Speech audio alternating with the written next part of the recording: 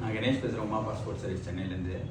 இன்றைக்கி போலீஸ் ஸ்டேஷனில் பாஸ்போர்ட் நீங்கள் அப்ளை பண்ணிங்கன்னா என்ன நடக்குங்கிறத பற்றி உங்களுக்கு நான் கிளாரிஃபை பண்ணுறேன்.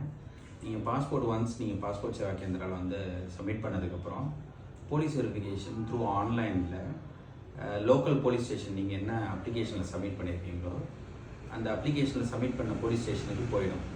ஸோ ஆனால் உங்களுக்கு மெசேஜ் எப்படி வரும்னா, உங்கள் மெயில் வரும், உங்களுக்கு மெயில் வரும். நெக்ஸ்ட் டே உங்களுக்கு மெயிலில் என்ன கன்வே பண்ணுவாங்கன்னா, நீங்கள் கொடுத்த போலீஸ் ஸ்டேஷனில் ரிப்போர்ட் போயிடுச்சுன்னு சொல்லி உங்களுக்கு மெயில் அனுப்புவாங்க. ஸோ அதுக்கப்புறம் உங்களுக்கு 21 டேஸ் இருக்குது. 21 டேஸ்க்குள்ளே நீங்கள் போலீஸ் வெரிஃபிகேஷனை கம்ப்ளீட் பண்ணணும். நீங்கள் லோக்கல் ஸ்டேஷனில் போய் நீங்கள் போலீஸ் வெரிஃபிகேஷன் கம்ப்ளீட் பண்ணதுக்கப்புறம் என்ன ஆகும்னா, அது லோக்கல் எஸ்பி ஆஃபீஸோ இல்லை கமிஷனர் ஆஃபீஸ்க்கோ போகணும். ஸோ ஃபஸ்ட்டு அங்கே ஒரு செக்கு, அதுக்கப்புறம் கமிஷனர் ஆஃபீஸில் ஒரு செக்கு, மொத்தம் 2 செக்கு. ஸோ அதுக்கப்புறம் பாசிட்டிவாக இருந்தால் உங்களுக்கு பாஸ்போர்ட் பிரிண்ட் ஆகி வரும், நெகட்டிவாக இருந்தால் வீட்டுக்கு லெட்டர் வரும். இதை பற்றி எதாவது அடிஷ்னலாக இன்ஃபர்மேஷன் வேணுன்னா கீழே டிஸ்கிரிப்ஷனில் நம்பரை ஷேர் பண்ணுறேன், கால் பண்ணுங்கள், லைக் பண்ணுங்கள். தேங்க்யூ.